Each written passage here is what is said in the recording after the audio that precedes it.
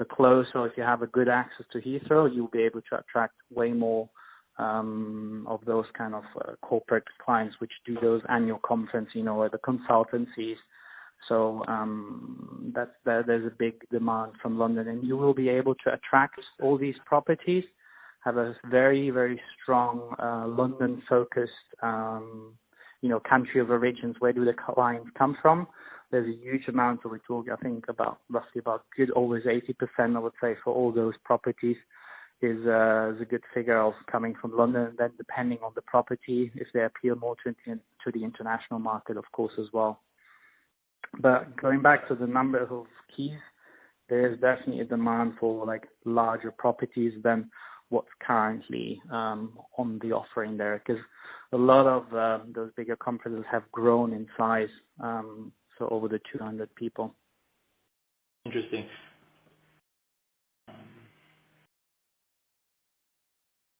And one thing I need to mention is about, which I'm sure like lead time is also like an important thing. So typically, for any large conference, that kind of size, you can count a good lead time of 12 to 15 months sometimes.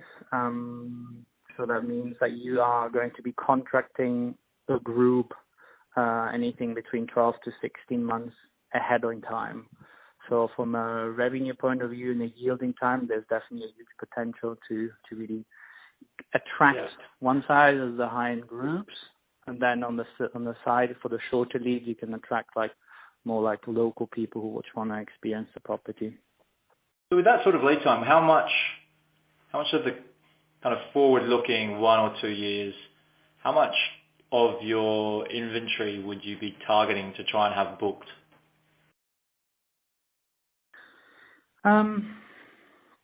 But let's say if you do an opening, you should have a fully sales team, PR, marketing, or guns on blazing, as they say, out on the market a good 1.5 years in advance. You really want to be able to capture the bookings as fast as possible, which of course is tricky because, if you have a big conference, let's picture you have one of the big banks, let's say HSBC, they want to invite their CEO, their top investors as well for a conference. How likely are they going to be contracting a venue which is not fully finished? You will be definitely facing some challenges, but the good thing is the interest for new venues is pretty big. So if you would say, if you look at your books and you're 12 months ahead of opening, if you have, I would say, a good 30% on the books, that's pretty good. What about on a rolling basis? So just for clarity, we're not talking about opening a new hotel. This is more about just understanding existing operations. If you're looking at that as a place like the Grove, which has obviously a pretty big corporate demand, I imagine, based on the way you described the M25 area, how much of that sort of inventory are you looking to fill, given you're doing quite a lot of proactive 12 to 16 month sales activity? When you say fill, are you referring to bedrooms, events? Yeah, bedrooms is sort of what I'm thinking, yeah. It will be good to have a good 40% on the books, and then you can work on the rest, because then you can start yielding on a much smarter level.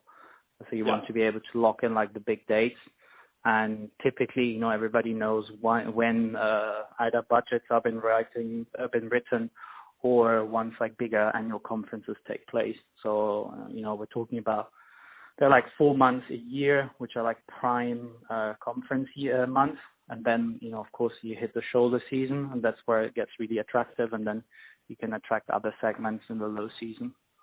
Yeah, that makes sense. Okay, thank you. So that sort of talks a little bit about the corporate side. And as the way I understand it, these sorts of resorts have kind of a pretty big corporate component, but also a relatively large leisure component. So I guess 2 questions on that. What do you think the sort of average split of those two customer channels or